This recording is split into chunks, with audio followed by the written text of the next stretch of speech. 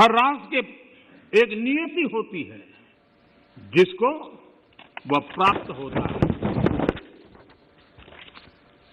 Corona के दरमियान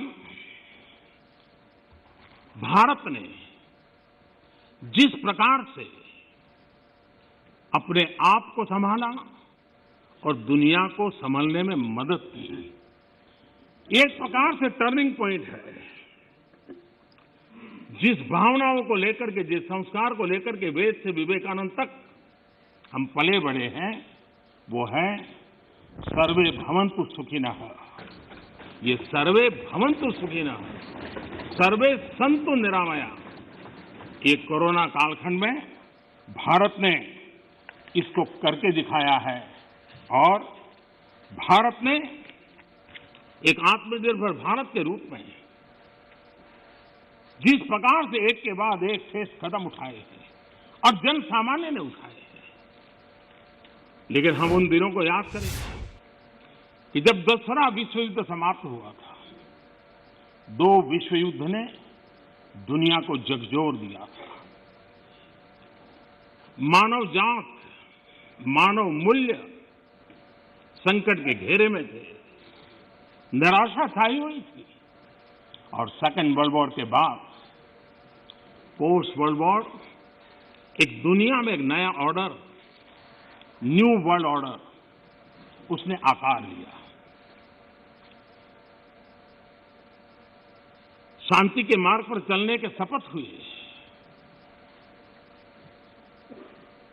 सैन्य नहीं, सहयोग, इस मंत्र को लेकर के दुनिया के अंदर विचार प्रबल होते गए। यूएन का निर्माण हुआ, इंस्टीट्यूशंस बनी, भांति भांति के मैकेनिज्म तैयार हुए ताकि विश्व को पोस्ट वर्ल्ड वॉर के बाद एक सुचारू ढंग से शांति की दिशा में ले जाया जाए। लेकिन अनुभव कुछ और निकला। अनुभव ये निकला कि दुनिया में शांति की बात हर कोई करने लगा। पोस्ट वर्ल्ड वॉर शांति की बातों के बीच भी हर कोई जिसकी ताकत थी अपनी सैन्य शक्ति बढ़ाने लगा। वर्ल्ड वॉर के पहले दुनिया के पास जो सैन्य शक्ति थी, यूएन के बाद वो सैन्य शक्ति अनेक गुना बढ़ गई। छोटे मोटे देश भी सैन्य शक्ति की स्पर्धा में आने लग गए। शांति की चर्चा बहुत हुई, लेकिन हकीकत इस बात विश्व को स्वीकार करना होगा कि सैन्य शक्ति की तरफ बड़ी बड़ी ताकतें और पुरजोश चल पड़ी। जितने इनोवेशन हुए, रिसर्च हुए, वो इसी कालखंड में हुए सैन्य शक्ति के लिए। पोस्ट कोरोना भी एक नया वर्ल्ड ऑर्डर नजर आ रहा है। पोस्ट कोरोना के बाद दुनिया में एक नया संबंधों का वातावरण शेप लेगा। हमें तय करना है कि हम वर्ल्ड वॉर के बाद एक मुख्य दर्शक के रूप में बदलती हुई दुनिया को देखते रहे और अपने आप को कहीं एडजस्ट हो सकते तो करने की कोशिश की। हमारे लिए वो कालखंड भी वैसा ही था। लेकिन आज पोस्ट कोरोना जो नया वर्ल्ड ऑर्डर तैयार होगा, और होना ही है, किस रूप का होगा, कैसा होगा, कौन उसको इनिशिएट करेगा, वो तो वक्त बताएगा। लेकिन दुनिया ने जिस प्रकार से संकट को झेला है, दुनिया इस पर सोचने के लिए मजबूर हुई है और होना है। ऐसी स्थिति में भारत विश्व से कट करके नहीं रह सकता। भारत एक कोने में गुजारा नहीं कर सकता है। हमें भी एक मजबूत प्लेयर के रूप में उभरना होगा। लेकिन सिर्फ जनसंख्या के आधार पर हम दुनिया में अपनी मजबूती का दावा नहीं कर पाएंगे। वो एक ताकत है, लेकिन इतनी ताकत मात्र से नहीं चलता है। नए वर्ल्ड ऑर्डर में भारत को अपनी जगह बनाने के लिए भारत को सशक्त होना पड़ेगा, समर्थ होना पड़ेगा, और उसका रास्ता है आत्मनिर्भर भारत।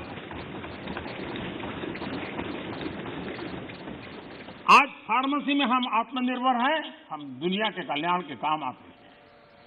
भारत जितना आत्मनिर्भर बनेगा, और जिसकी रगों में सर्वे सुखिनः भवन्तु का मंत्र जड़ा हुआ है, वो जितना सामर्थ्यवान होगा, मानव जात के कल्याण के लिए, विश्व के कल्याण के लिए एक बहुत बड़ी भूमिका अदा कर सकेगा।